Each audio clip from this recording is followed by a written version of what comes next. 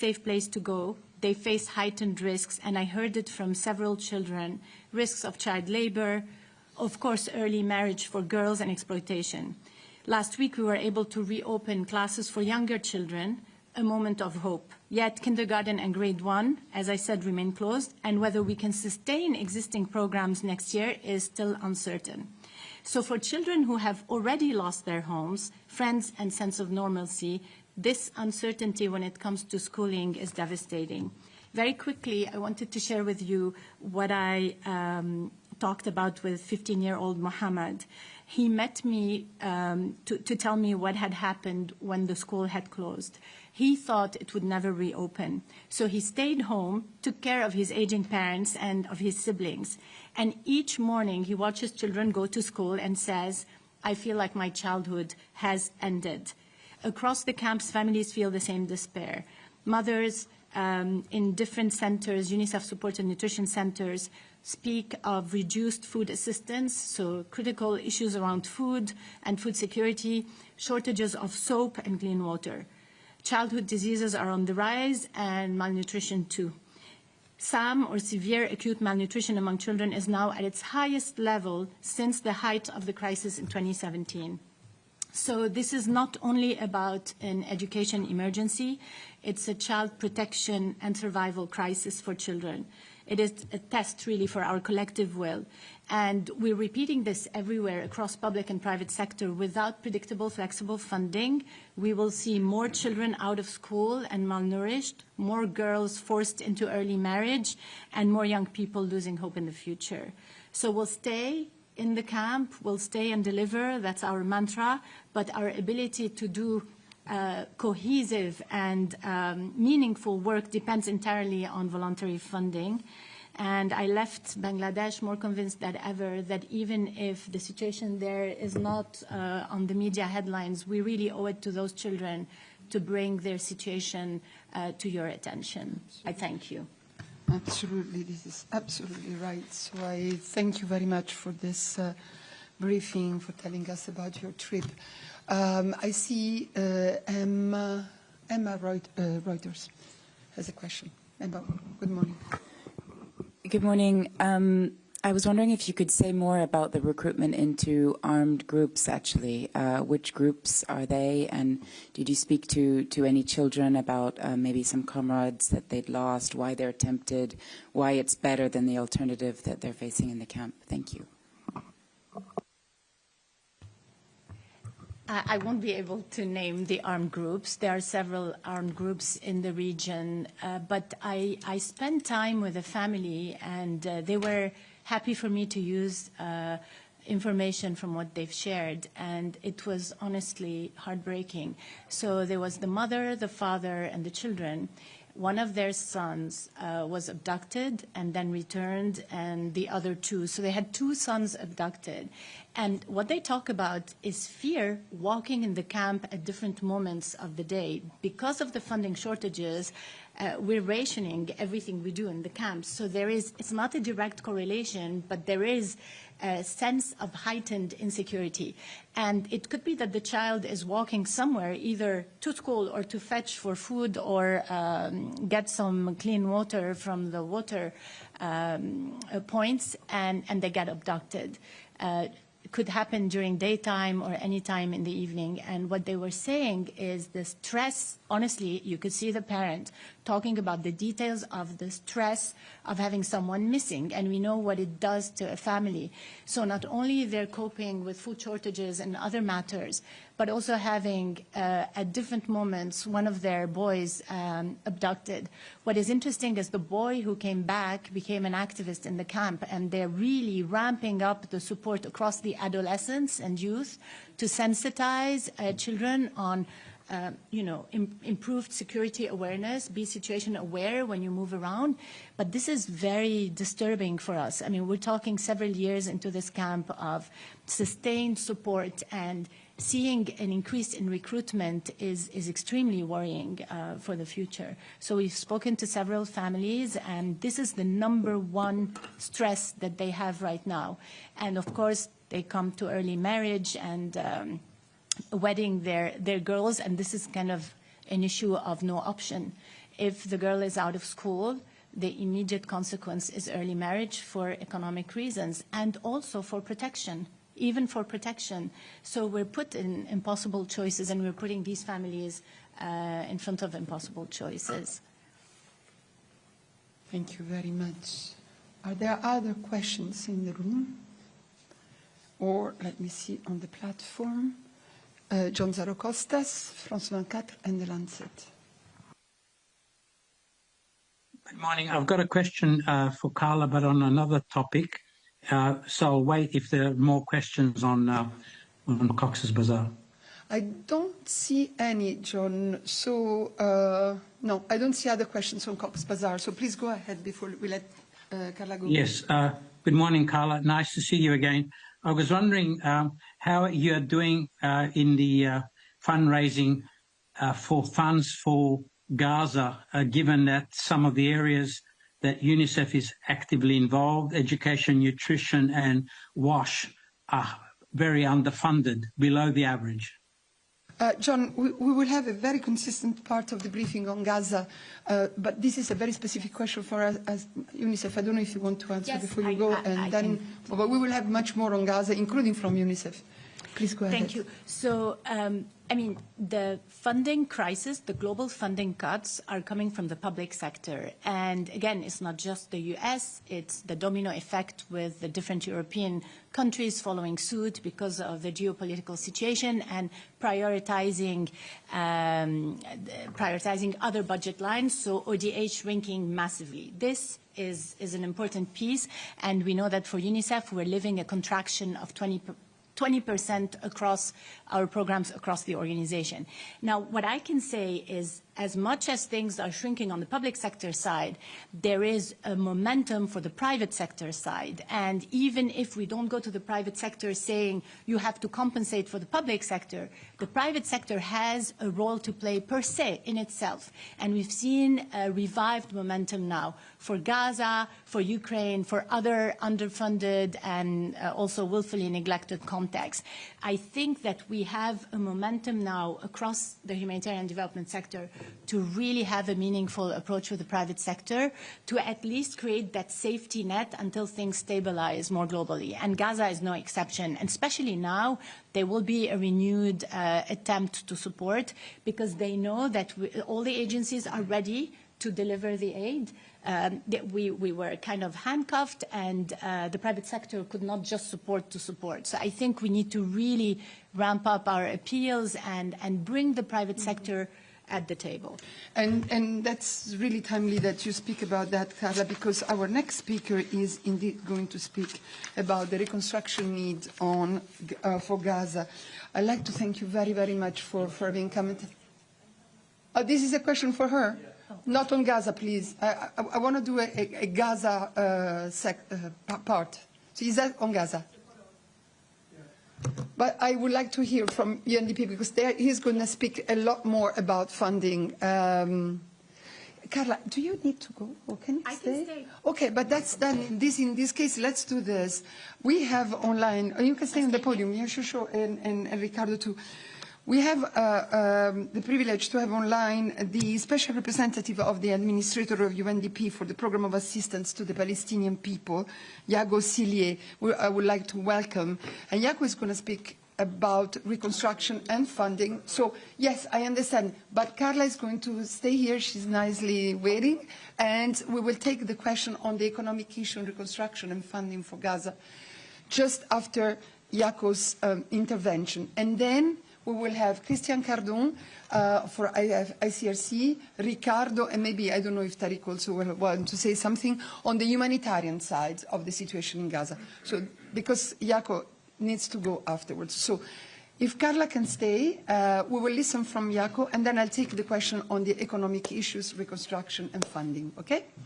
Thank you very much for your patience. So, Jaco, thank you very much for being with us to brief the journalists here in Geneva. As I said, you are the UNDP special representative for the Programme of Assistance to the Palestinian People, and you would like to brief us on the issues related to the reconstruction needs of Gaza and funding. Please, go ahead. Thank you very much also for the introduction, and thank you very much, colleagues. I'm speaking to you from Jerusalem, but just to indicate that over the last 2 months, I have traveled to Gaza on 2 occasions already. I was also scheduled to go into Gaza on Sunday. It's unfortunately being postponed, but I will be traveling there tomorrow also to further support our program on the ground. Let me maybe just first of all say that the destruction that you see in Gaza, obviously, as has been mentioned before, is devastating. It is very terrible to see it in person, to see families digging through rubble for their belongings, to see young children who are looking for water and food but should be in school on the streets is just shocking to see once you travel and are in Gaza. However, in spite of this, the resilience of the people in Gaza is incredible, and also their determination to rebuild the Gaza Strip is really incredible in terms of their willingness and determination. We also, as UNDP, call on the need also for all parties to respect the just declared ceasefire. It's important also for the long-term stability and the recovery in Gaza. Let me maybe just give you a quick indication of the early recovery challenges faced in Gaza. I will just highlight the challenges around debris removal. For instance, if you look at the debris challenges and what needs to be done, it is comparable to building a 12-meter wall around Central Park. And if you fill that with debris, then that is the amount of debris that needs to be moved in Gaza. As UNDP, we've already removed about 81,000 tons. That is about 3,100 truckloads. The majority of the debris removal is at the moment to provide access to humanitarian actors so that they can provide the much needed aid and support to the people in Gaza, but we also help with hospitals and other social services that needs to be cleared of debris. We have reused about 13,200 tons of debris. We use crushing machines so that the debris can be reused for anything from road pavements, but also to providing flooring for some of the shelters being built in Gaza. Just to give you an estimate of the challenges that the reconstruction efforts will cost, the RDNA, which was jointly done by the UN, the European Union, and the World Bank, estimate that about $70 billion will be required for the reconstruction of Gaza. That means that also in the next 3 years, about $20 billion will be required. We also call on much needed access to provide also opportunities to address the reconstruction and early recovery efforts in Gaza. This includes also much needed heavy equipment that needs to help with the restoration and the repair of damages and the reconstruction efforts as well. UNDP has been on the ground from day one. We've continued to work and stay and deliver in Gaza. We are covering both the humanitarian to the early recovery to also the development areas. It's obviously a long road ahead, but we hope that with the support of UN partners and other international and national actors, that the recovery efforts can start as soon as possible. Let me leave it there and back and over to you. Thank you very much. If I can ask the journalists, please, let's concentrate the questions on this, and then we will have, as I said, humanitarian colleagues speaking about the humanitarian situation. Lots of hands up, and I'll start with Jamie. Associated Press, Jakob. Thank you, Mr. Childers. Thank you for coming back to see us.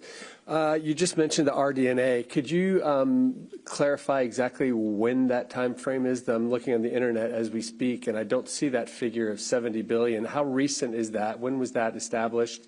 And how quickly can you start drumming up funds for that? And Jamie, maybe you had also you also had a question for Carla. So before your hand. Oh, okay, then wait. Okay. No, let's keep it to that. Jakob, please. Yeah, so just to mention, the interim RDNA was done in March, and that figure was 53 billion. Since then, the World Bank has done an updated assessment that has brought the figure to 70 billion.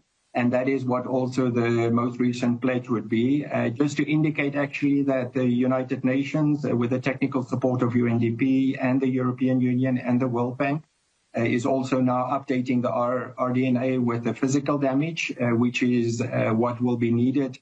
So also to provide a more comprehensive recovery plan and framework for the challenges in Gaza. Thank you very much, Emma. Reuters. Yes, I was just wondering, can you say how many million tons there are of rubble in Gaza right now?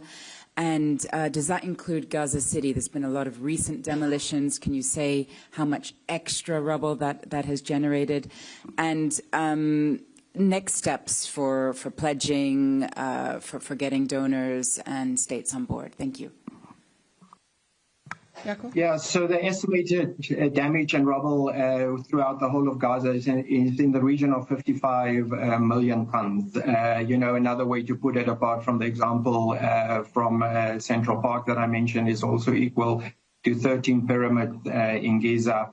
That is the mountain size of the challenge that needs to be filled. Obviously, a big part of that is now in Gaza City. There has been incredible destruction and and many houses have been destroyed. There is about 425 housing units that have been either fully destroyed or damaged. So that also gives you an indication of the size and the challenge that needs to occur as well. There are also a number of new, as we mentioned, in terms of the funding request. It is great to see, as was mentioned previously by my UNICEF colleagues, donors also stepping up and making a commitment to also help both with the humanitarian but also the early recovery efforts in Gaza. Agnès Pedrero, AFP. Yes, thank you. Agnès Pedrero from Agence France Presse in Geneva. A question on the work that you will be doing with the rebels. Do you expect to find bodies in those rebels, and what is the procedure in those cases? Who is in charge of taking care of the bodies and to identify them? If you could give some indications about all that part of the work. Thank you. Or other agencies. Yeah. Unfortunately, this is a reality and a very sad situation of the work that we're doing also in rubble removal. We have actually come across such incidents already, where 3 bodies were found in the process of removing some of the rubble.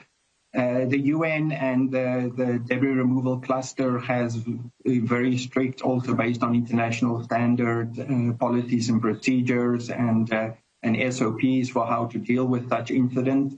I can maybe share with you that, what we first did is calling the Civil Defense Unit just to mark off the area. Then the ICRC are called in to help with identification of the remains, as well as WHO of how to take care of those remains. And then obviously there are also religious considerations that we have to do for these types of bodies and for burial. So those are also taken into consideration and addressed during this very difficult period. Unfortunately, we anticipate that many more bodies will be discovered in this process of rubble removal.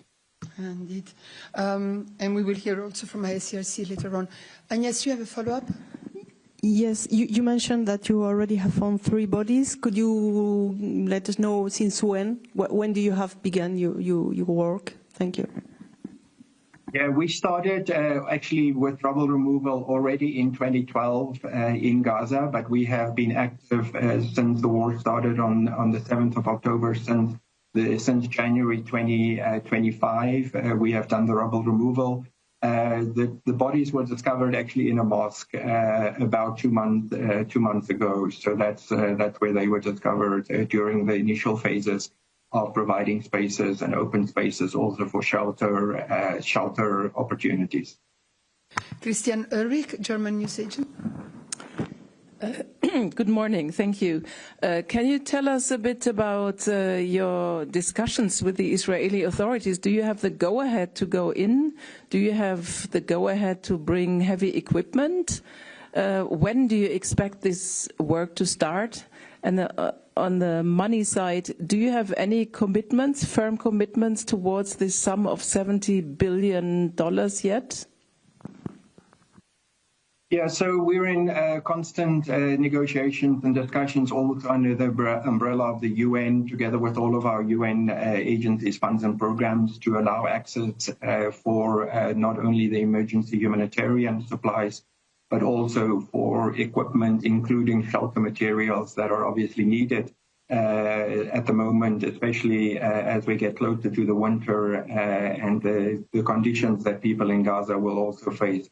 We hope that the ceasefire would also provide the opportunity to accelerate also access for other equipment, as you mentioned, heavy equipment like bulldozers and other trucks are needed, and we hope that the access can also be provided for that as soon as possible. On the funding situation, the recovery will be a long process. There are very good indications from donors already, including what we're seeing throughout, the Arab world, but also from European partners. America has also indicated that they are going to be coming and supporting some of the early recovery efforts. What we've learned from these very comprehensive processes is that it unfortunately takes a lot of time. And it will in Gaza also take some time for the reconstruction or recovery to be fully completed. It's usually a combination from donor funding, but also bringing in the private sector to help with the recovery effort and providing funding for recovery, typically in big or after big conflicts. The private sector can generate about 50% of the funding opportunities for recovery efforts as well. And then there will continue to be innovative other ways also found for the funding challenges that will arise into the future. Thank you very much. Jeremy Lange, Radio France Internationale. Two questions on figures also. I think I've seen that 80% of the buildings in Gaza have been whether destroyed or damaged, but I think the figure dates back to September 2024. So I'd like to know if you have a more recent figures. Is it still 80%? Is it 99% buildings destroyed? Do you have a more recent figures?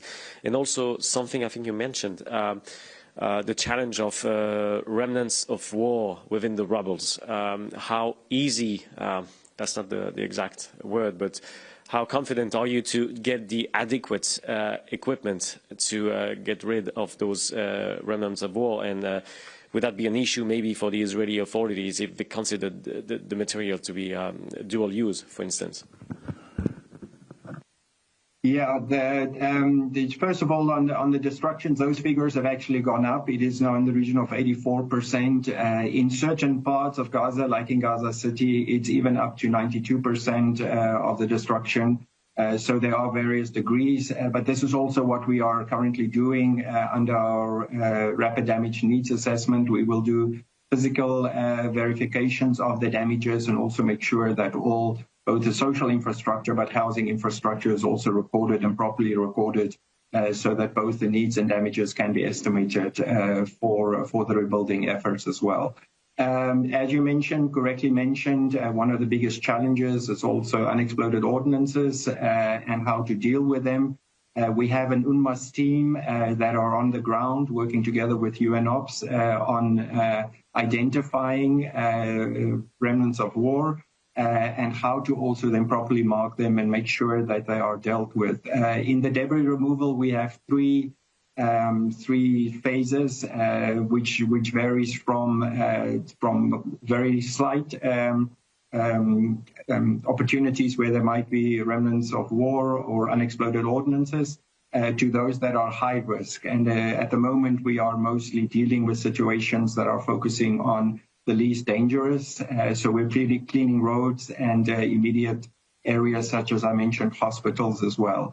There is an effort underway to scale up the teams and the work being done on unexploded ordnances, including various organizations that have been identified to come in. And we hope that they can also be provided access because that's something That is always the first phase of any reconstruction efforts, but also the efforts to remove debris. Thank you very much. Jaco, I know that then you will have to leave. We have still quite a few questions, if you don't mind. It's okay? Okay. That's fine. I'll keep with the room. I'll keep up with the room. So Emma and then our new colleague introduce, please. Thank you. It's just a quick clarification to make sure I didn't mishear. Did you say 35 million tons of rubble? I'm just a bit confused because a year ago it was higher than that. Could you just clarify and explain? Thank you. It's actually 55 million, 55. That is the amount of debris that is expected at the moment. But that number, again, as we mentioned, is also increasing, and has increased. Merci. Yeah. Allez-y. Yeah, Alexandre Grosbois, AFP in Geneva. Given the assessments you've been able to make so far, are you in position to give an estimate on how long it's going to take to rebuild Gaza? That's a very difficult, estimate to make. And I think one will have to start with prioritizing what would be the immediate needs. So part of the assessment that we're doing together, as I mentioned, with the World Bank and the European Union, is also not to identify only what has been destroyed, but also to make sure we prioritize what are the areas that first need to be restored and focused on. Not all the areas might be restored. For instance, you might decide not to restore all the hospitals, but focus on the most important, or for schools, or for large apartment buildings. So prioritizing what comes first and when is a realistic timeline for that will be kind of part of the damage assessment that we are doing as well. But the estimate for rebuilding is quite considerable. It will also depend on the funding and support and opportunities to access and bring in reconstruction material, which will affect the timeline as well. Thank you very much. Let me now go to the platform. I see Isabel Sacco, Spanish News Agency. Yes, good morning. I would like to know how the funds, once they are in place, how these funds will be allocated to, I suppose, to private companies for the reconstruction of Gaza. So what is the plan, the business plan in that sense, to be sure that the finance, the money will be well used? Thank you. Yeah, so working on bringing private sector back to life is going to be one of the most important areas. It's estimated that 88% of the private sector infrastructure has either been totally destroyed or partially destroyed. 66% has been totally destroyed, and 22% have been partially destroyed. What we do in terms of, revitalizing the private sector are various things together with other agencies and funds and programs as well. For instance, WFP is working on restoring the bakeries, which is much needed for providing bread for the immediate humanitarian needs as well. We are also providing grant funding and microcredit loans to private sector companies, and also then working on young entrepreneurs to start new businesses. There are many young people without jobs. The majority of people are obviously without jobs in Gaza. So starting the private sector, but also creating opportunities for them. This also includes buying certain assets or equipment that the private sector would need to start off their businesses, and then also providing some initial capital funding. In the long run, one will have to look at loans and other opportunities to make them accessible for small and medium enterprises, to also continue to work and focus on the private sector and entrepreneurship, which is desperately needed to create jobs and income streams for people in Gaza. Isabel, you have a follow-up? Yes, thank you. Yes, sorry, I didn't explain myself well. What I wanted to know is how the funds, who will be the institutions that we will deal with, choosing the international companies that will go into Gaza for the reconstruction. how will be in that area the accountability process? Thank you. Okay, so as was mentioned, a number of companies will probably look at private sector investment and would look at starting also the construction efforts in Gaza. We have a very strict due diligence process where companies are checked and they verified that they are within the private sector approved measures. And we have various also lines that we use to make sure that companies are vetted and that those that we work with are fully vetted in terms of compliance.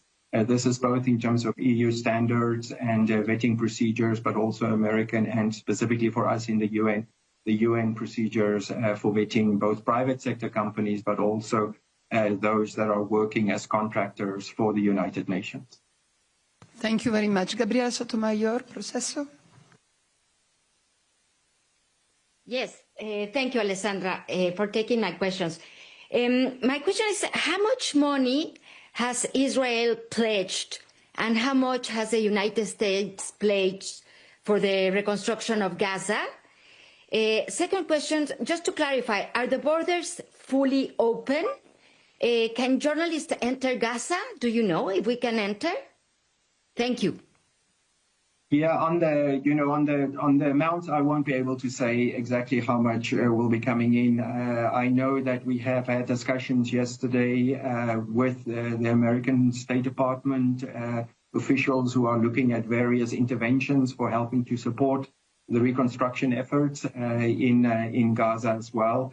And then in terms of the opening of the borders, it's obviously a very important part of the agreement and who will get access, including the role of bringing in journalists. I'm not aware that anybody is allowed in at the moment, but we hope that that would also change because a lot of people, organizations and groups will be needed to help support the rebuilding efforts in Gaza. John Zarok, I'm sorry. I'll take John and Nick, and then we will go to the humanitarian. But, John, you had a question. I don't know if it was for Jaco or for Carla. Yeah. Also for the representative from UNDP. You mentioned earlier, sir, that the revised estimate is 70 billion. When was that done? Was it by the EU, the UN, and the World Bank? You mentioned in the reconstruction, you hope 50% of the funds to come from the private sector. Is that 50% of the 70 billion? And thirdly, most immediately, and I see Christian in the audience from ICRC, water and sanitation, there's been a lot of damage in the last few days to sewage in Gaza. How urgent is that and how much money are you willing to put up front for water and sewage? Thank you. Yeah, so maybe just to mention the figure of 70 billion is actually an addendum that the World Bank specifically did based on recent methodology. That figure came out in September. As was mentioned, when the full RDNA was done, that figure was on 53 million. But now, with the ceasefire in place, we are hoping to also do both the rapid damage needs assessment, but also the physical verification of the damages as well. Yes, in terms of the 50%, I think that is the long-term ambition that also some of the recovery costs, including for the 70 billion, will come from private sector, that they will also contribute in the long run to the rebuilding efforts. That is the only long-term stability and hope for recovery efforts. But I think the immediate needs will have to be covered by donors and by other resources and funds available for the reconstruction effort as well. You're 100% right. Water and sanitation is one of the biggest challenges in Gaza. UNDP is actually, supporting water trucking in Gaza. We have, on a daily basis, provide about water to 300,000 people a day.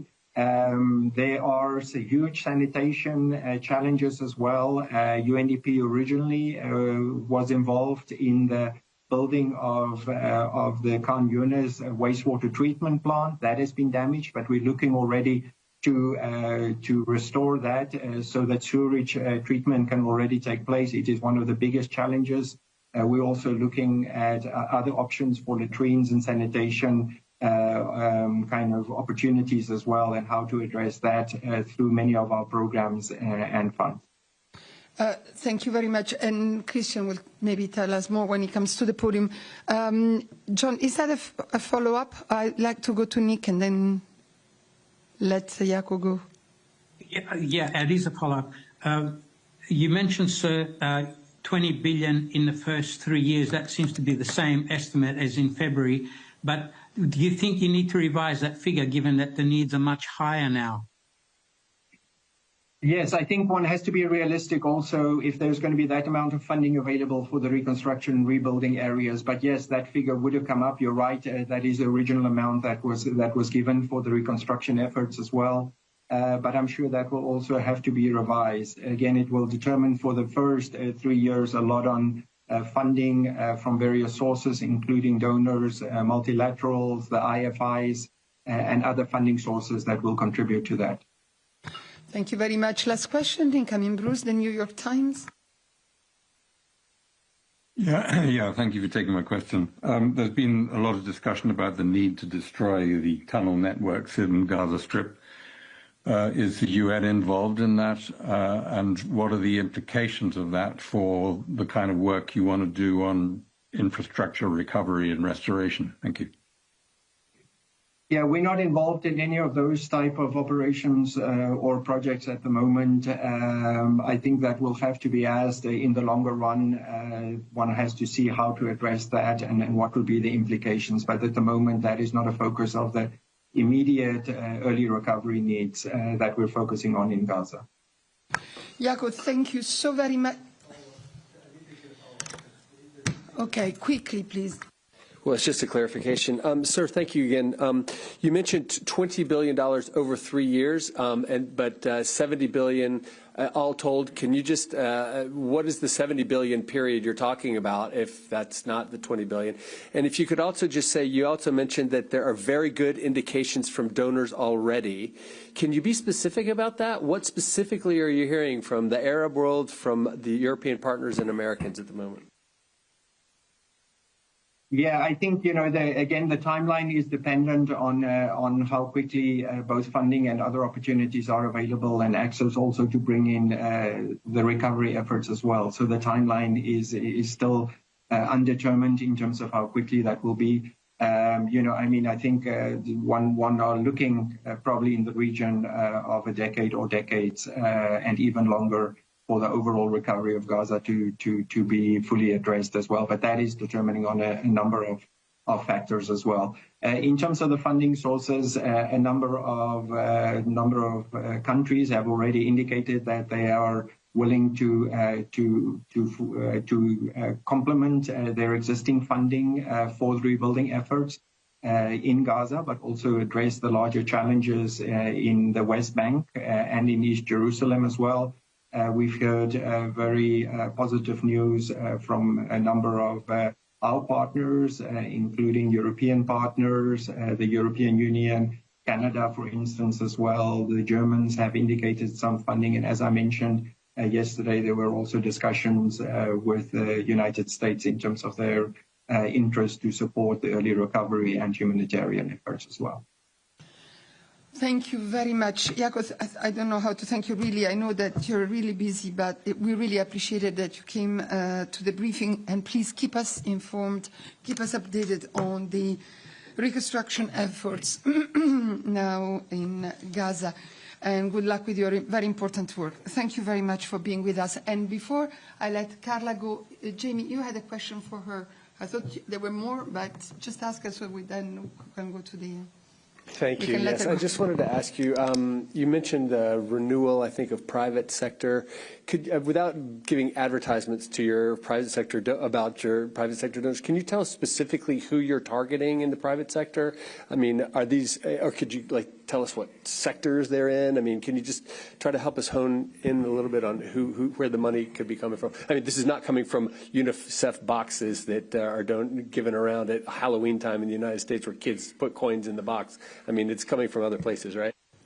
Yes, thank you for the interest in that. So when we talk about private sector writ large, it's we call it private sector as a category, but if you dig into it, you have individual giving, Mr. and Mrs. anyone around the world. They give through digital, online. They can do, we call them pledge donors. They give monthly on an average for 8 to 10 years, and this is what we call liquid gold. It's completely unearmarked. And we have 11 million supporters who give like that online. It used to be face-to-face prior to the pandemic. We still have that. And some do give through different local, greeting cards a long time ago, trick or treat in the US. You have different things that happen in a contact. That's one thing, individual givers. Then you have what we call highest value channels. These are the billionaires and the millionaires. So we have a very robust strategy for billionaire giving, and we have a platform called the International Council Platform that weighs approximately 500 million. And these are billionaires who want to give to UNICEF either to specific areas of the work or completely unearmarked. And we push for the most flexible funds possible to maintain the ability to support contacts that are underfunded or forgotten. Then you have the corporates, and it was mentioned earlier, due diligence is extremely important. How we vet the corporate sector, the companies who we partner with. There are due diligence common criteria for all the UN agencies, and then each agency has its own criteria depending on the risk appetite of an agency and the reality and the DNA of the mandate of the agency. And then you have foundations, like, just to give an example of big institutional foundations, Rockefeller, Bill and Melinda Gates, Asian foundations, Gulf foundations. And then you have multi-faith-based and membership organizations across the different religions. So it's really writ large at the mass level, at the general public level, and at the highest value possible channels, corporate foundations and billionaires. This is the categorization. Thank you very, very much. Carla, thanks so much. And thanks for staying on the podium throughout. Let's keep our... Yeah. Yes, I had also my initial follow-up. Right, yes, right. Sorry, Carla. Yes, it was about what you mentioned earlier about this momentum you were talking about. Is it something that you have seen, that there is a momentum that companies or private sector is approaching UNICEF now on Gaza, or is it more a wish from your side? And how much the appeal for Gaza is funded? Thank you. It's both. It's a wish and there is momentum. I think we've never been in a situation where the private sector has been so interested in contributing to some of the global challenges. Now, it's complicated, it's complex work. We need to really find the sweet spot on how we engage, but it's across the board. And some partners will only be interested in those contexts that are not in the media headlines. So, it's a conversation. Maybe just one example on that will make it real for you. Many corporates will want to earmark and channel their funding to a specific area that fits their interests, their policies, where they operate. And we have these negotiations and conversations with them, and more we tell them, can you include in your giving a window that is unearmarked? And we use the argument of equity. You have a role as private sector to also be equitable, not to be for some children somewhere, but to be for all children everywhere, or for all civilians everywhere. And so we have these conversations, and very often we end up succeeding in creating more of a portfolio approach in their giving. It's complex, but now there is momentum. And I think with the global funding cuts, we cannot afford not to engage intentionally with the private sector, but also to challenge them, not just on the income, but on the influence, on how their work can influence negatively child rights, what they do in their supply chains, all the issues around child rights, from child labor, child well-being, all those issues. So there's a conversation that goes beyond the income generation, that is more on the influence the private sector can exert and how we can leverage their own influence to channel more support to contexts like Gaza or others. Carla, so thank you very, very much for all this briefing. And Ricardo, you come back afterwards. Huh? So now let's go ahead with the humanitarian aspects of the situation in Gaza. First of all, I think I don't need to remind you, but we have sent you 3 statements and readout yesterday from the Secretary General on the hostages, on the ceasefire, and on his conversation with the Israeli Authority. I won't reread them here, but I'd like to point out to them because, of course, the developments that we had in the last hours are extremely important. And one of the actors of this development was, of course, ICRC, and I'm happy to give the floor to Christian Cardon now to tell us a little bit more about what happened and what are the needs now. Thank you, Christian. Thank you very much, Alessandra. Good morning, all. So I will focus on 3 main issues, maybe a very brief recap of yesterday's release operation, which, by the way, is not over. My second point will be on what's happening today, specifically when it comes to human remains. And then third, maybe briefly on humanitarian aid to come in and back maybe to some questions on what we also see as priority sectors for the massive reconstruction ahead.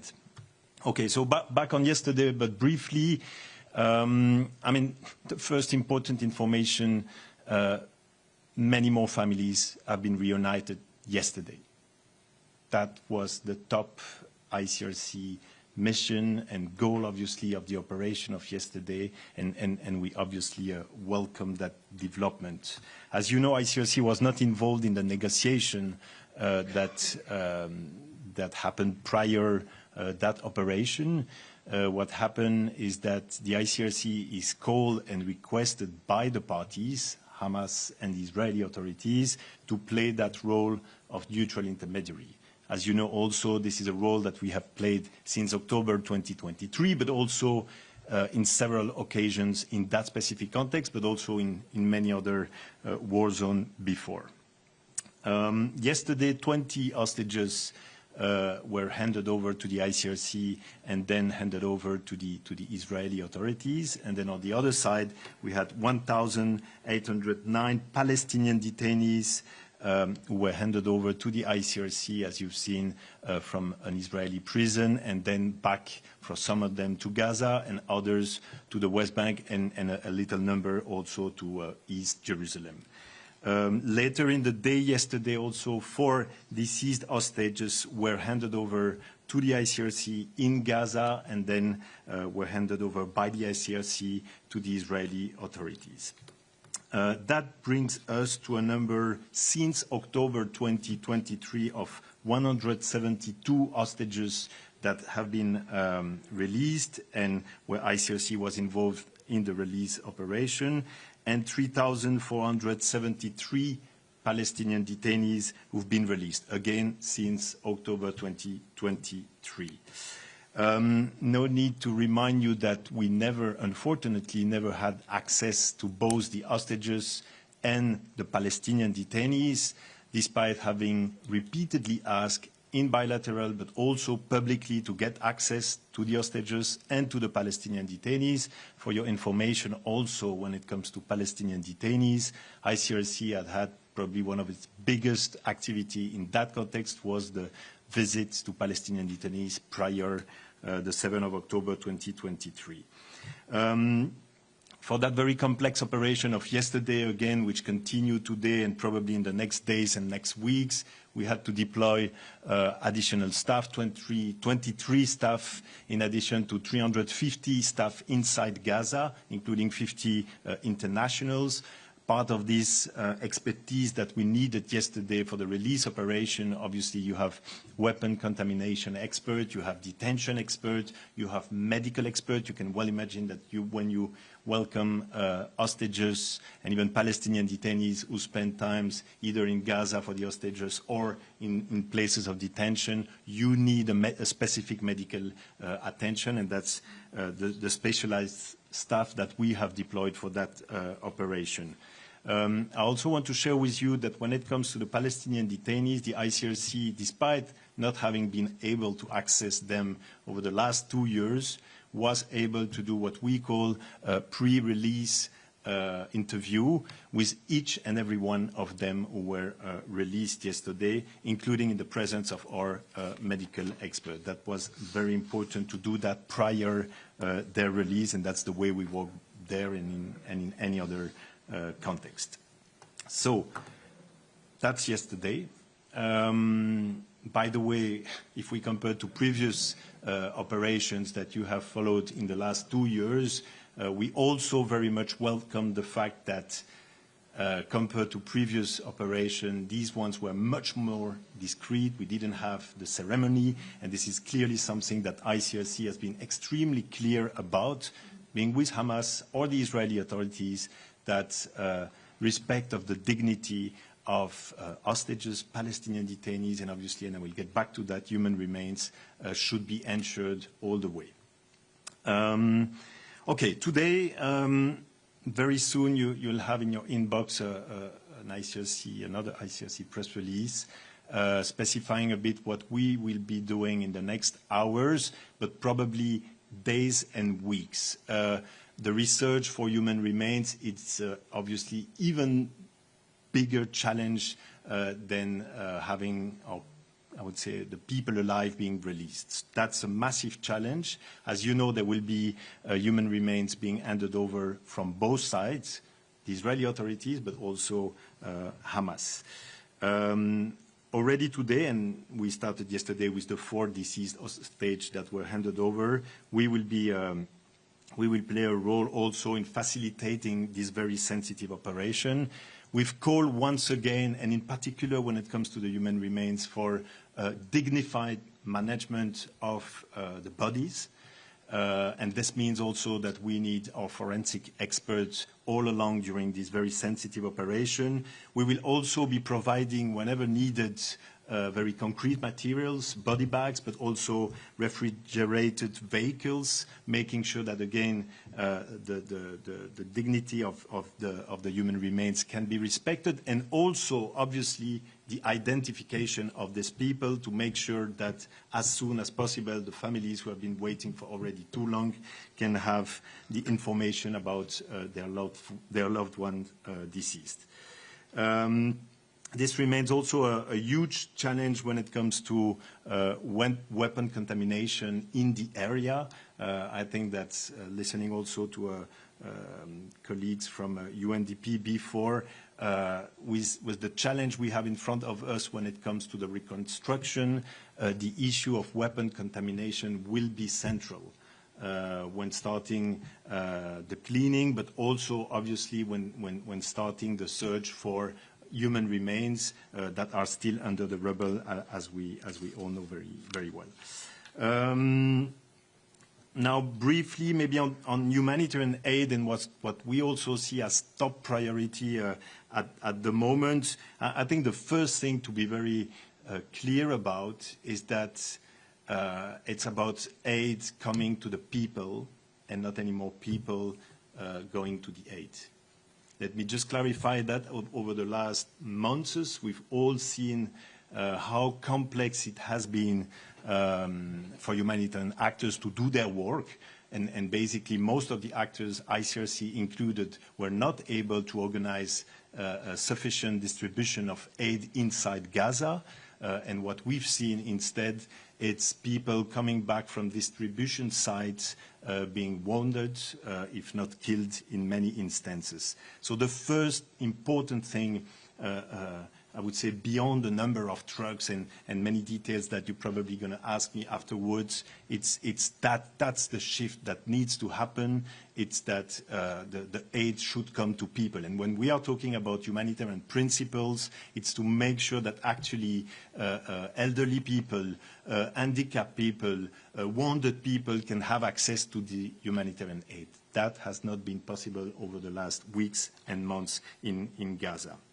So we are ready, obviously, as many other actors, with trucks ready to come in. Some already entered, as we've all seen yesterday, with any kind of materials, not only for the short term, but also for the long term. I heard a question about what's the priority in terms of infrastructures. What's very clear and what we have seen, including in Gaza City, and by the way, ICRC just reopened also its activities or its presence inside Gaza City. You remember that was suspended since the 1st of October. But what we can see is that water infrastructures, wastewater infrastructures, hospitals, electricity infrastructures, most of them collapse or are on the verge of collapsing. So it's very important that in addition to the emergency aid that will be in the trucks, there's also materials to allow the key actors to rebuild these infrastructures. Voilà, I will stop it here. Voilà. Thank you. Thank you very much, Christian. This was really insightful. I will now maybe turn to, who wants to start? WHO. Thank you. Thank you, Alessandra. So just really a few points on immediate needs for supporting health system in Gaza right now. You have probably seen Dr. Tedros had a post yesterday. We managed to get to Al Ahli Hospital and deploy emergency medical teams there. We also got 8 trucks with the medical supplies for WHO, but also for health partners. We reached European Gaza Hospital to retrieve some equipment and moved it to a Nasser hospital. And we are on the way to get more trucks at the Karem Shalom crossing. Now, what is really needed? I mean, we've been talking to you on all these different parts of a health response in recent months. Well, first we need to scale up the delivery of medical supplies because the pressure on hospitals is not going to ease overnight. We need really to bring as many supplies as we can right now to make sure that those health workers who are still providing health care have what they need. As I said, we managed to get to Al-Aqsa Hospital, to Al Ahli Hospital, where we deployed some tents, and I will give you all these details in a note. Second thing is really to expand the medical evacuations from Gaza. 15,600 people, including 3,800 children, need to be medically evacuated. And since October 2023, WHO has supported the medical evacuation of 7,841 patients, including 5,405 children. What we need more countries to accept patients from Gaza, and we need restoration of all the medical evacuation routes to West Bank, where we had a medical referral pathway, to Jordan, but also to East Jerusalem. So we need all those ways through which patients from Gaza were going before the war to be restored. Just to remind you that before the October 2023, we had between 50 and 100 patients from Gaza getting out of Gaza for medical care on a daily basis. We need to support rehabilitation of hospitals and increase the deployment of emergency medical teams. This is basically to restore specialized services. When we were talking to you about the hospitals that were still minimally functional, they were just providing minimum care. Many of the specialized services were not available anymore. So we need really to do that. And Dr. Pieperkorn was talking about the prefab facilities to increase the capacity and to have specialized services. Let's not forget mental health. We need to ensure mental health services are integrated into all levels of care, from community to hospital level. Mental health needs have more than doubled, with over 1 million people now requiring urgent support, with available services that are far from what is needed. And I really invite you to read the document on mental health psychological support that has been posted, and it really details the need of people in Gaza who went through horrible trauma and were exposed to conflict and violence, displacement and insecurity, were constantly in fear, and obviously everyone needs support on that. We talked to you about a need for rehabilitation. We issued a report, you will remember, some 10 days ago. Nearly 42,000 people in the Gaza have life-changing physical injuries, and 1 of 4 in these injuries are in children. So and life-changing injuries account for 1/4 of all reported injuries since October 2023. Over 5,000 people have faced amputation. These people need rehabilitation services, and we need to make sure those rehabilitation services are available. We need to expand screening and treatment of malnutrition. In 2025 alone, over 500 people died from the effects of malnutrition. Right now, only 4 stabilization centers are functioning. We also need to scale up disease surveillance. We've been telling you occasionally about emergence of diseases. You will remember we had a meningitis, Guillain-Barré syndrome, acute respiratory diseases. We need to make sure that we can capture that any possible trends and to respond to it. And again, we need for that access, and we need resumption of medical evacuations, and we need flexible funding. And again, we need this ceasefire to last. So I will stop here, and all these numbers will be sent to you in a note. Tariq and Christian on the other side. Thank you very much to both. And Ricardo is here also to answer a question on Gaza on behalf of UNICEF. I open the floor to questions now. Jamie? Thank you, Alessandra. Thank you, Christian, for coming to see us. You mentioned that the more operations are continuing. How many bodies do you expect to be handed over today? And could you just sort of give us a perspective, because it seems like this is a really important point going forward. How difficult is the process of obtaining human remains?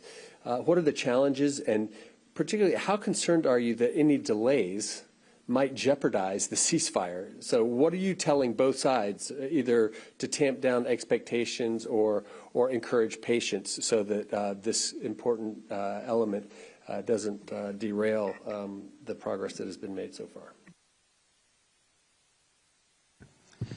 Thank you, Jimmy. On the number, I would have had the same answer yesterday when it comes to the living hostages or Palestinian detainees. And believe me, that's a big issue for us. We actually don't know. We know that we have to be ready. We know that it's happening today. It's starting today. It's even more complex to have detailed on that when it's human remains. And I'm now moving into your second questions, because actually what we also understand from the parties that that's the complicated part, and that's the part that might take longer. I think there was a very clear understanding that the first part, so living hostages and living Palestinian detainees, was supposed to take place in one day, mission accomplished by the parties. But now there is clear indication that this might take much more time because of the difficulty to find the human remains in Gaza in particular.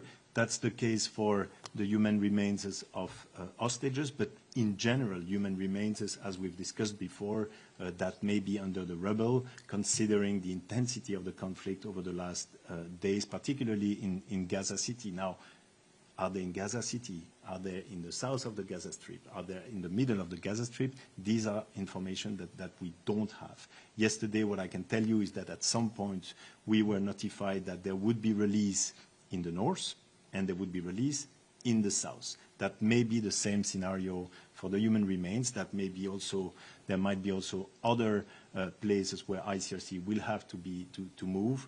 But again, that's part of the big challenge our team on the ground are facing, is that this information are coming really in last minutes.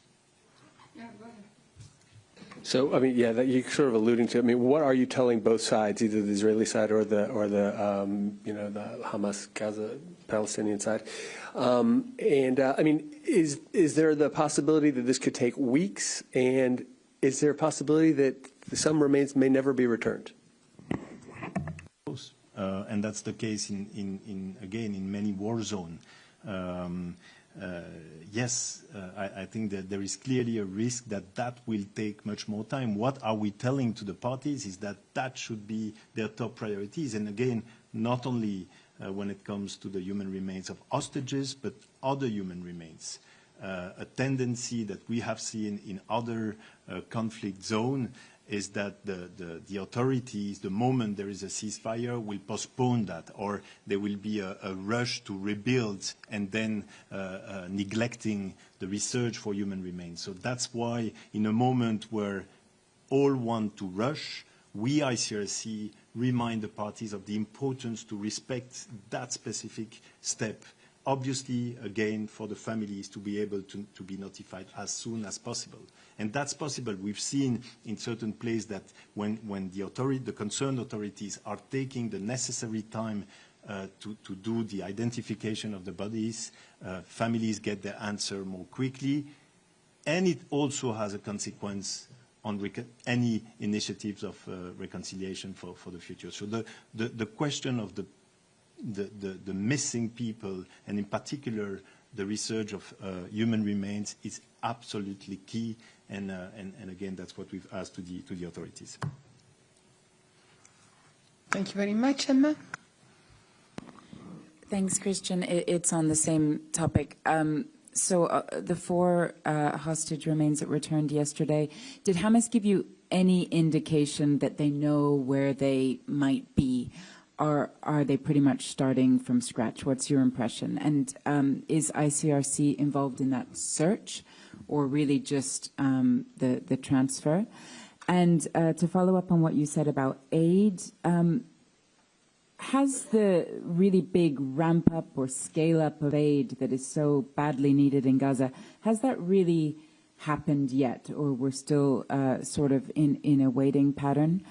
And for Tarek, please, on the medical evacuations, have you been given any indication of how quickly that can begin? And is there any guarantee that transfers back to Israel, which were happening before the war, can resume? Is that part of this agreement at all? Thank you.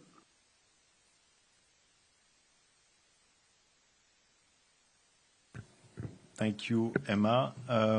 No, we are not involved in the search, in the concrete search on the ground of the human remains. Obviously, we are in very close contact with Hamas as we speak. That's what our team are doing, both, by the way, at the political and security military level, and that's also the case, by the way, on the other side. You know, when it comes to what we know or what we should know right now, knowing that will happen in the next hours, I think it's probably the most sensitive operation that we are handling. So obviously these are information that we need to keep extremely confidential until the moment the bodies are handed over to the authorities on the other side. And that's the same thing for the other side. That's the main reason, because from experience we know that that can have jeopardized that process. So you will understand that I cannot go into the details of that one. Now, when it comes to the aid, the answer is no, not yet. The shift has not yet happened. We are still witnessing, only few trucks coming in and large crowds approaching these trucks in a way that is absolutely not conform to humanitarian standards. So figures are talking about the need for 600 trucks per day for 6 weeks to alleviate some of the first needs. I think we are not yet there yet. We are clearly not yet there. Sorry. Thanks, Emma. Well, we don't know what will happen. Well, we can really hope, and we will do our best to get people as fast as possible. These are really people who have life-changing either injuries or diseases, because we are not talking only about the people with the trauma injuries. And if we look in the statistics of people who have been evacuated, let's say, since May 2024, 766 had a trauma injury, but 681 were oncology patients. There were 250 people with ophthalmology issues, congenital anomalies, cardiovascular diseases. So it's a mixture of people who have been injured, but also people who had pre-existing conditions. So we need really again, to find countries that will accept, and if you look at our fact sheet, you will see the numbers of per country who accepted the most, with Egypt accepting almost 4,000 people, followed by United Arab Emirates, Qatar, Turkey, EU countries, and others. We need countries to be willing to accept patients, but we need those really well-established corridors to Jordan, to Egypt, to East Jerusalem, where people were referred in the past. And you will remember that we were issuing a yearly report on referrals from Gaza to neighboring places. So we will do our best. We just have to understand that we are really talking, I'm giving you numbers. These are really people who need to go out, to receive medical care, to try to have a normal life again. And sooner it happens, better it is. Ricardo, you wanted to add something? Yeah, just to chime in, I echo what my colleagues just said and reinforce how devastating these last 2 years have been for children across the Strip. And that won't change with a temporary ceasefire. Obviously, that's the very first step that we have been calling for, so we can start rebuilding that humanitarian system that has been basically dismantled or very close to being completely dismantled over the last couple of months. 3,800 babies in need of medical, or children in need of medical evacuation. We know that 25% of all children injured in Gaza have life-debilitating injuries. So that's several thousands of children who need better treatment and are not getting access to it, or even wheelchairs and crutches, and are not being able to get access to those supplies because they have been denied over and over to get in. So we're working on that. But again, this doesn't change in a few days. This will take, as our UNDP colleague said, weeks, months, and maybe decades in terms of the reconstruction, but also making sure that the health systems are back on track, and that the UN can do what it had been doing before this war started and started devastating the lives of children and their families. Thank you. Thank you very much. Sorry, I'll do a little bit of housekeeping here. So we've got 2 questions in the room and 3 online, but Christian needs to leave at 12. So can I ask first those who have questions for Christian?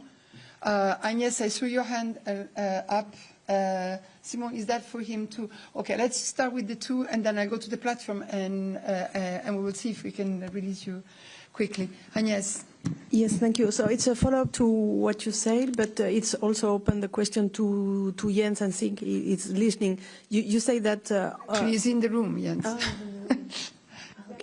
Okay. Yes, you mentioned that only a few trucks are coming in. Do you have explanations about why? Is it because the logistic is complicated, or are you doing requirements to enter? It's not possible. And so the same question to the UN, to OCHA, which has a global view of the situation. If this is for security that trucks are not entering, we would like to understand. Okay, I'm sorry, bear with me. Come, Jens, but I'll ask Christian to answer first. I'll go to Simon. Let's ask all the questions to Christian, and then the other colleagues will be able to answer. You really have a hard stop, huh? I can move a bit. Yeah. Okay, Simon, go ahead. Okay.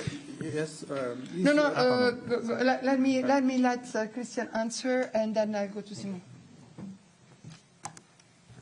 Okay, thank you, Agnes. So the answer is that, there are different factors. Yes, security is one, obviously, but that's mostly when trucks will get inside the Gaza Strip. But before that, there are the entry points. And again, to be updated in the next hours, but to my knowledge, not all entry points are open to have humanitarian aid inside Gaza. And that's the main issue right now. And that's what humanitarians, including the ICRC, have been calling for in the last hours, is making sure that because of the huge needs, all entry points can be open, like it used to be, as you know, in the past, prior October, whether through Karem Shalom, whether to the north, whether to the south, Rafah, and that's what needs to happen urgently. Simon?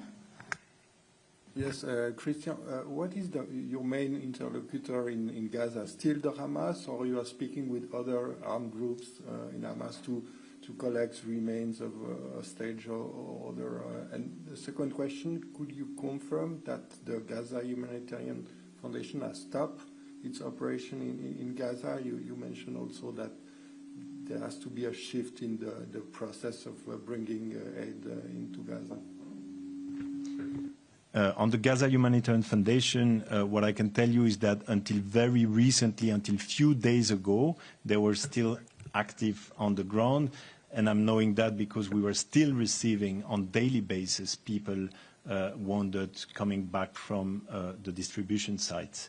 As we speak right now, we've been informed that there might be a shift, knowing that all the other traditional actors will fortunately be able to restart their operation as they used to do prior 7th of October, but to be confirmed if the Gaza Humanitarian Foundation will continue to play a role, you would have to ask them, obviously. Yes, we obviously continue the dialogue, as I said before, with Hamas authorities, inside, outside Gaza, by the way, political level, but also security, military level, and any other actors that could have an influence as we speak on the humanitarian situation, on the response, on the access of humanitarians. And yes, within Gaza you have complication, and yes, within Gaza you have other actors, and yes, ICRC is in touch with all actors present on the ground, all armed actors present on the ground. Gabriela, is your question for Christian?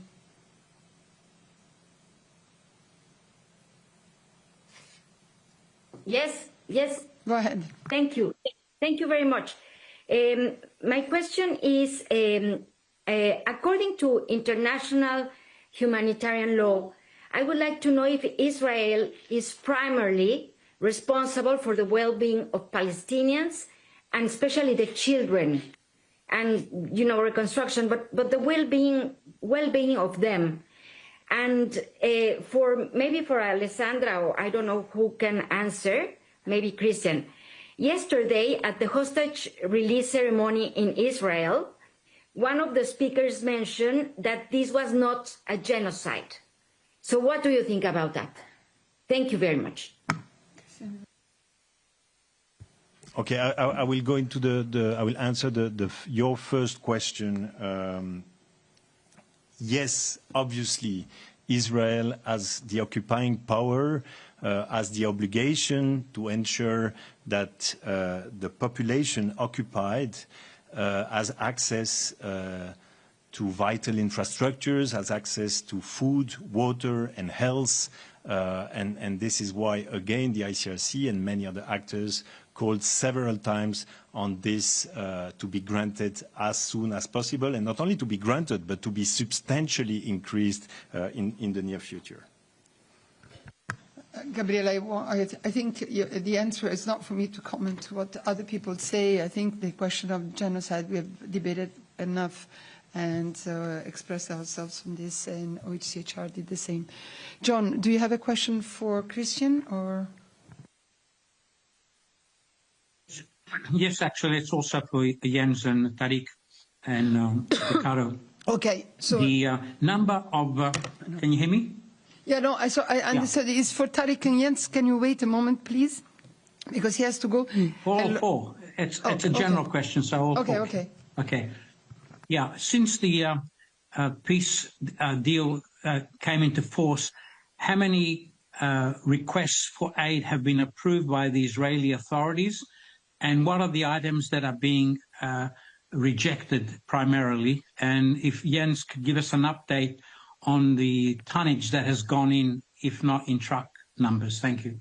Okay, maybe I'll ask Jens to answer this afterwards. Let me just go to Laurent, who has a question for Christian, and then we will come back to all these questions about the aid. Laurent. Yeah, thanks. Two quick ones. First, Christian, you mentioned that the operations yesterday were much more discreet than previous ones.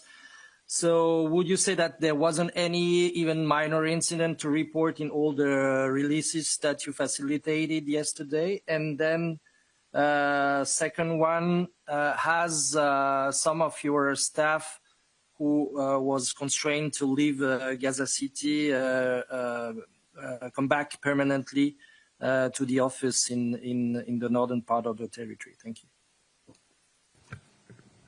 Thank you. On the first one, yes, indeed, there were no major incidents report. As I mentioned at the very beginning, we can say that 20 hostages as well as 1,809 Palestinian detainees were brought back to their families yesterday evening, all of them.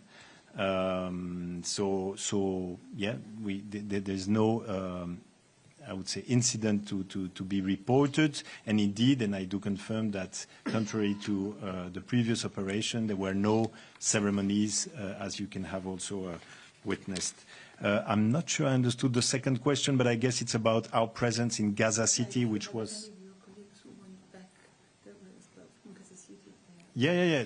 So the activities have resumed from our Gaza City office, and they were suspended from the 1st of October. So that's obviously an important development, and we are ready to scale up, I would say like any other actors, obviously, as we speak, our response, and also the setup that we have inside Gaza City. Thank you very much, Christian. You see, promise kept, 5 to 12. And I'll now turn to, thanks very much for coming and briefing the journalists. I'll turn to Jens and Tariq and Ricardo, whoever wants to answer the other questions who were really on the, can you come here? On the humanitarian situation, the aid coming in, etc. Jens, I'll start with you. And yes, you may want to also ask your question to Jens afterwards. Or now? Okay, no, so the question was already asked, so just need to answer.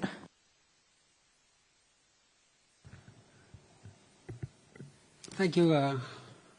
Good morning. So, John, if I understand your question correctly, I'll try to unpack it a bit. You speak about requests and approvals of convoys inside Gaza. That's your first part.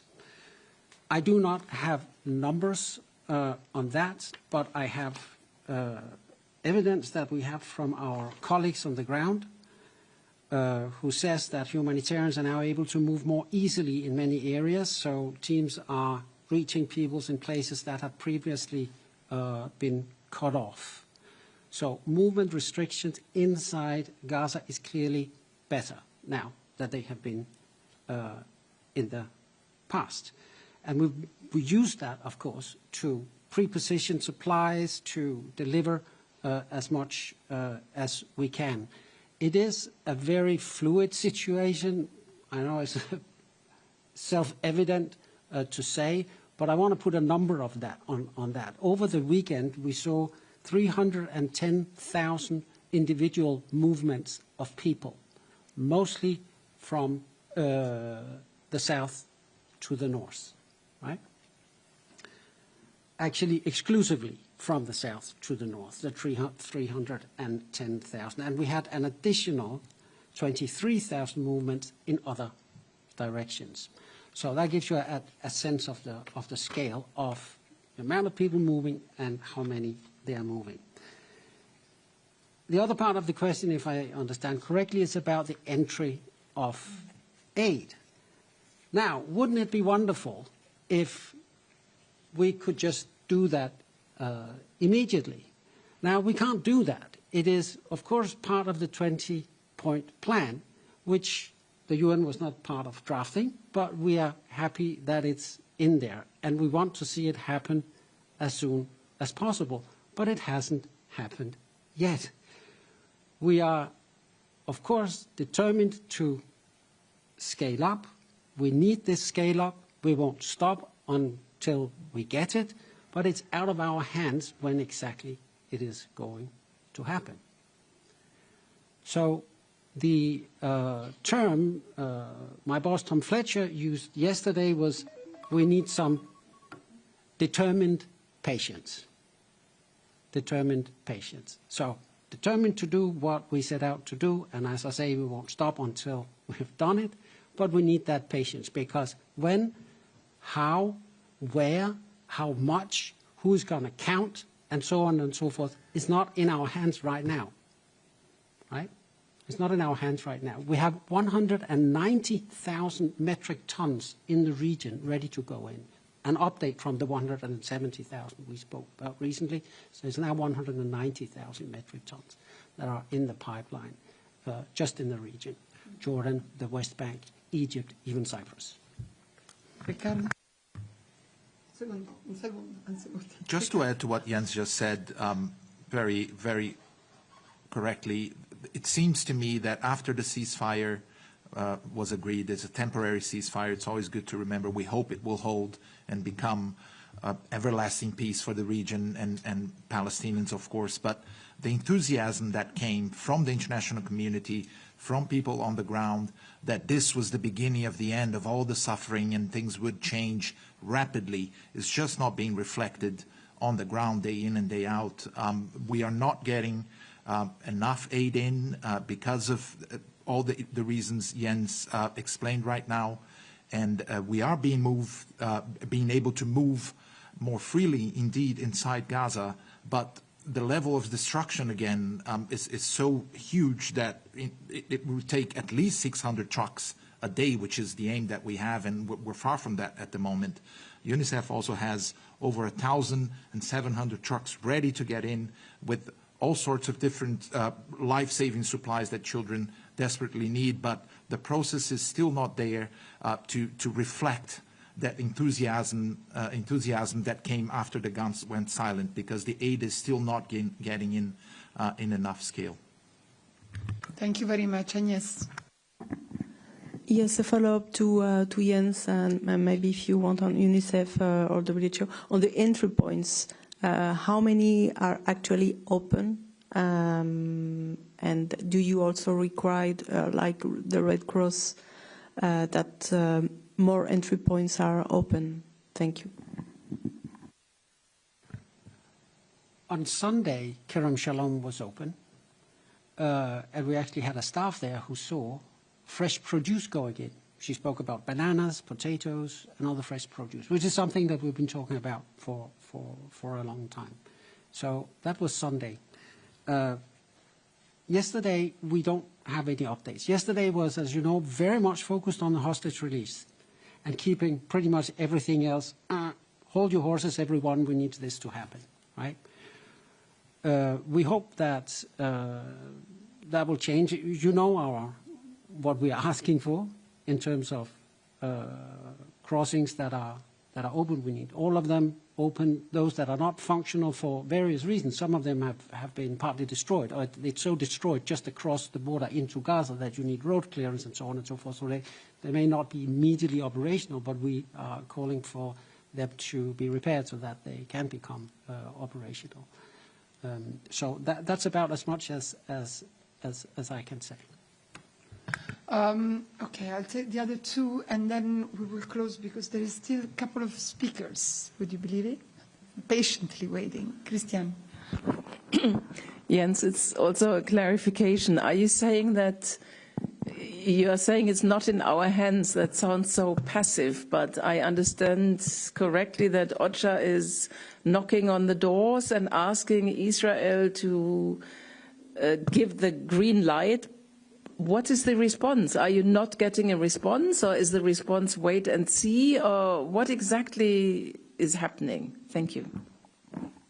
Yeah, thanks. Of course, we're advocating with everyone, and we were there in Sharm el-Sheikh yesterday as well, with 22 heads of state of government, whom we are asking to help us push all buttons you can to get this up and running as soon as possible. So, of course, we're doing that. Of course we're doing that. The proof is in the pudding. I mean, it is when these border crossings are open, and we're talking particularly, of course, about Kerem Shalom, which is historically the big entry point for goods, while Rafah was the entry point for pedestrians going back and forth. That has since changed, as we all know. We would like Rafah to be opened up very much as well that require, of course, the agreement of Egypt. But still, even if the border crossing is open from Egypt, the stuff going in still needs to be checked, cleared, and screened by the Israelis. There's a lot of things that need to work together. But trust me, believe me, we are not passive. I had my boss in Sharm el-Sheikh working at maximum speed yesterday, trying to work these things out. How did you say? Determined patience. Determined patience, yeah. Right? Jamie. Thank you, Jens. I'm looking at your latest daily news update for the last few days. I don't see any numbers of trucks that have in them.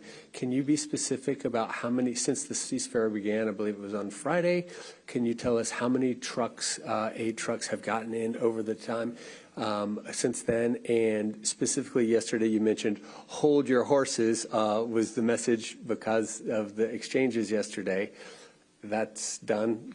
Can we let go of the horses now? Because, and are there trucks ready to roll? Are they moving? Are there any foreseen immediately? That's the first question. My second question is just very briefly, you also mentioned about the ease of movement within Gaza and the people, 310,000, which is also mentioned in the statement.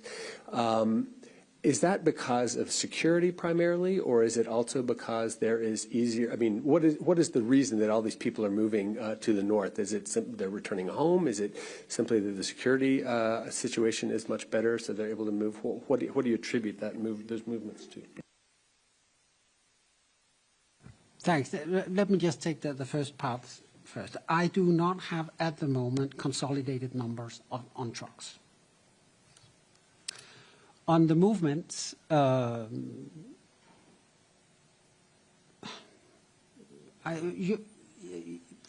the south to the north. Yeah, why? I think you should ask the Palestinians themselves why they move. I don't want to speak on their behalf. Of course. And I had seen another hand, Emma. Hi, Jens. My understanding is that it's actually closed today for a Jewish holiday, Kerem Shalom. Is that definitely the case? And would you have a comment on that? I mean, this is the moment to scale up, and it's closed for a holiday. And is there any indication that the way that aid will be vetted will change at all? Or will it be the same careful checks and balances by COGAT that we've seen over the past 2 years? Thank you. Well, on the second part, again, you have to ask for those who require these checks and balances. I don't know if that will change. In terms of holiday, I do not have any comments on that. Of course, we want to see as much aid get in as fast as possible and as often as possible. But we respect profoundly the cultural and religious customs and rules that are in the places where we work, wherever we work. Thank you very much. Jenny, I've got still 3 people on the line. I'm sorry, Quickly, it's like please. a 2-year war, and it's kind of an important moment right now.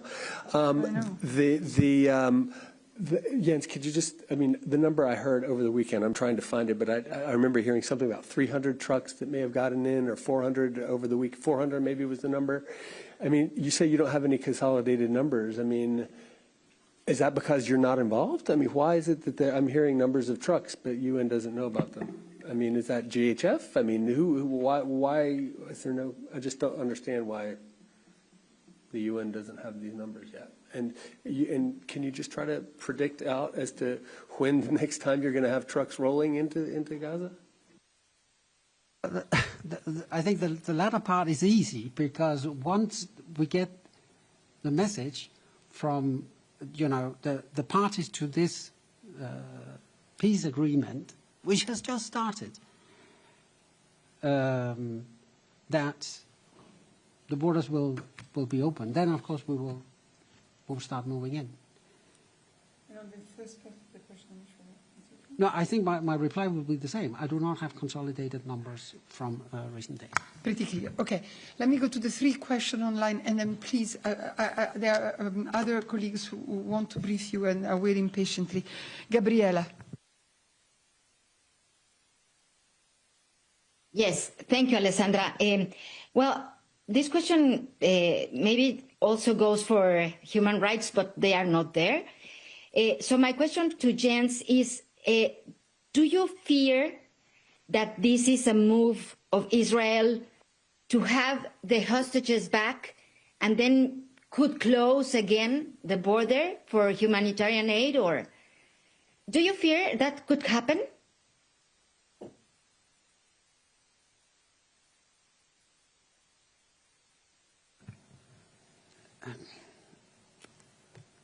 We want... I don't even know what what to say to that. No, that's speculative. Exactly. I don't think... I mean, sorry, yeah. I think, I'm sorry, Briella, but I think that's speculative at this point. I don't think we have to speculate on what might be the reason for one or the other or what is happening. I think that we have a situation now. The Secretary General has very well described it in his statement. We need this ceasefire to make this ceasefire work. We need to implement it. We need time and access and everything we have been saying until now, Gabriela. And we will work for this. We are working for this. Simon, pardon, I've got, I don't know how to do it. I mean, I don't know, lady, to the colleague to WHO, I'm very sorry. If you can wait a little bit more. Sorry.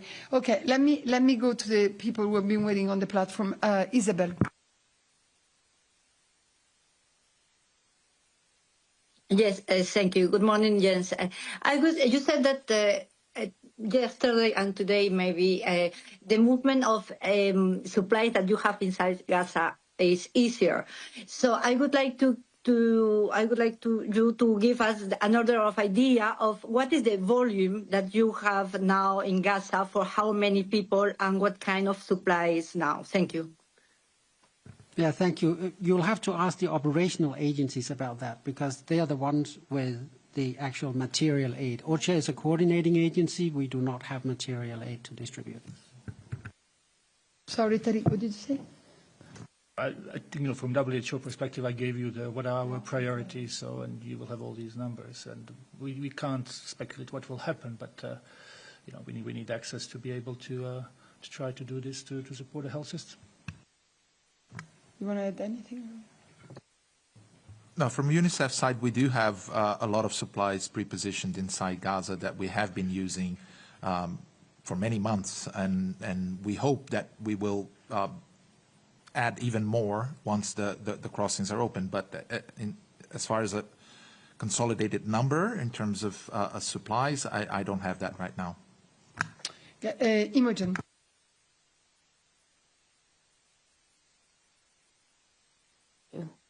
Hi, thank you.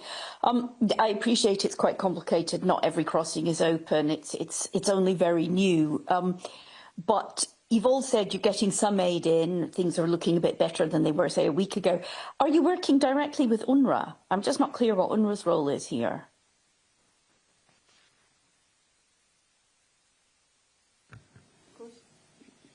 Yeah, please.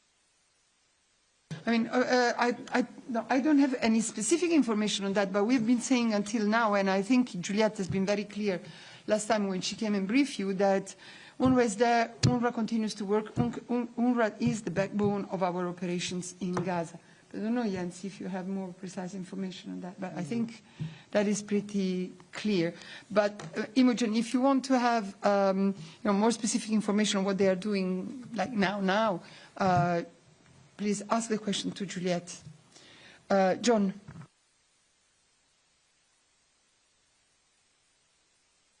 Yes, it's a follow-up to Jamie's question and Imogen's.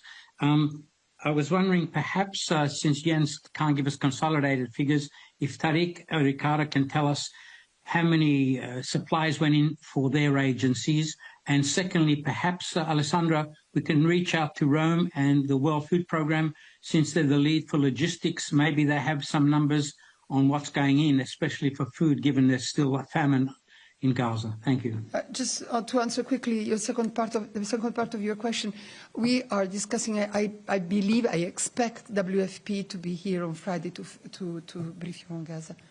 So on the first part of the question. Yeah, as I said, so on Sunday we had 8 trucks of medical supplies, including insulin, lab supplies, essential medicines, not only for WHO but for health partners as well. This was in the post by Dr. Tedros, and you will have it in my notes. Thank you, and Gabriela, and I think that's the last question. Gabriela. Yes, thank you, Alessandra. Thank you for giving me the floor. Well, just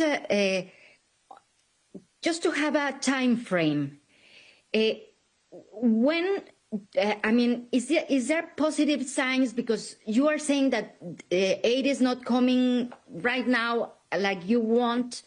So what is the time frame that you have that you would say, okay, this is rolling? What would you say to that? I mean, according to your experience in other conflicts. I mean, I don't think we need to go to ask for experience in other conflicts. We've had a ceasefire before in Gaza where we were able to roll in. I think it was actually within minutes of its announcement, because we had the crossings open to do so. We are in the same situation today. We have been, of course, contingency planning for this scenario. That's why we have 190,000 tons of aid in the region. So we are ready to roll when the permissions are there and the conditions on the ground allows us to do so. Ricardo, you wanted to add some figures? Yeah, just to add on the number of trucks. So far, this is what we have, and in the last 24 hours, things might have changed, and I don't have the latest, but since the ceasefire was agreed on Friday, UNICEF had 41 trucks carrying winter clothes, tents, tarpaulins, dignity kits, and disability kits that entered Gaza. UNICEF has an additional 1,370 truckloads of life-saving supplies ready for immediate dispatch, with thousands more in the pipeline. So we're planning that in the coming weeks, if access improves and more corridors are open, that more shipments will come, including therapeutic food for children suffering from acute malnutrition. Let's not forget, 500,000 people are still in famine situation or conditions. We have vaccines, medical equipment, water purification systems, alongside more winter supplies for children and families. Thank you very much. Thanks to everyone for this very, really informative briefing and for all the questions. I'll ask now to Tariq to stay on the podium and ask his colleague, Dr. Nirja Chowdhury, Technical Officer for the Neurological, Sensory and Oral Conditions Unit, to come to the podium. Can we have the plate, please? Thank you very much. Thank you, Ricardo. Please.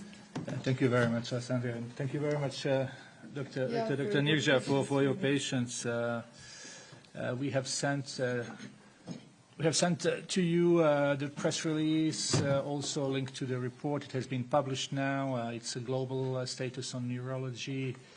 Some of you have asked for embargoed copy earlier, but now it's being out. So I'll ask Dr. Nirja to tell us more about this really landmark report on neurological disorders and burden of diseases. Thanks a lot, Tariq. And hello, everyone. Good afternoon now. Just let me start with a simple question. Have any one of you had a severe headache or migraine? Or do you know or have known of anyone who has had epilepsy or stroke or dementia? These are neurological disorders. These are conditions that affect the brain, the spine, and the nerves. Other conditions are also included, such as meningitis, the autism spectrum disorders, nervous system cancers, multiple sclerosis, Parkinson's disease, and many more. The surprising fact is that more than 3 billion people, that is a third of the world's population, are affected by these conditions.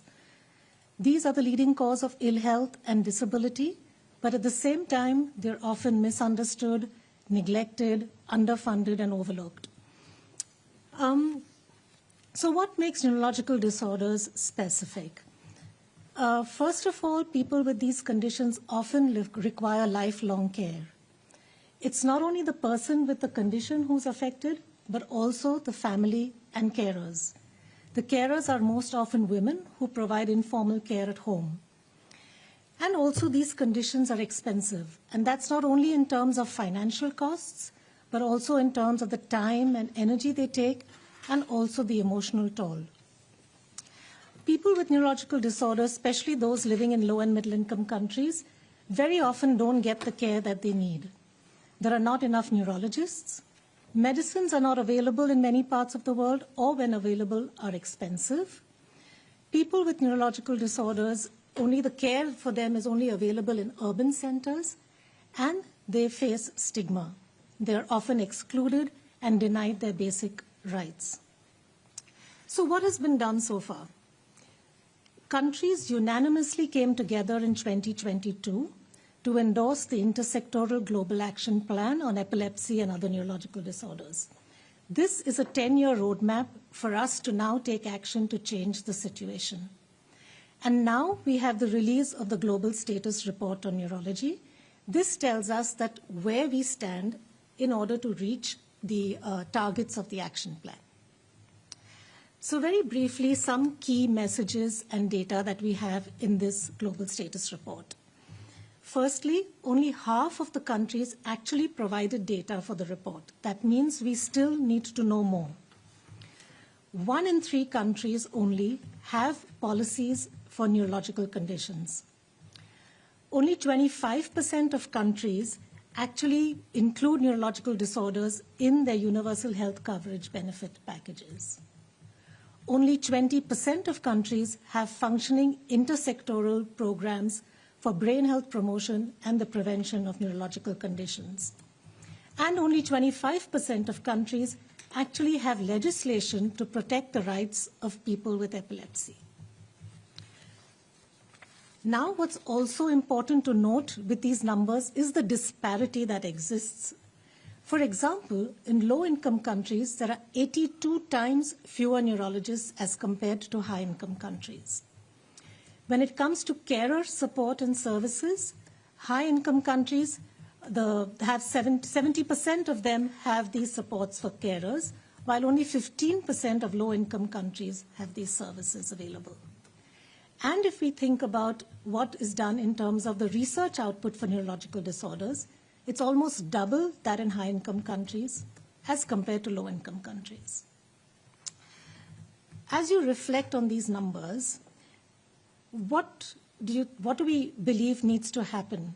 We now, in fact, with the Global Status Report, have a wake-up call. Countries need to prioritize brain health and neurological conditions in their policies. People with neurological disorders need to have access to care without financial strain. Carers need to be supported. They're very often neglected. We need to have programs for the promotion of brain health and the prevention of neurological disorders. And most importantly, we need to listen to people with neurological conditions and their families. They know best what needs to be done. Now, WHO has been working hard in this direction. We've been working with regional offices and country offices, with governments, with experts, and with other stakeholders to strengthen health systems in countries, to improve the capacity of health workers to provide care for people with neurological conditions,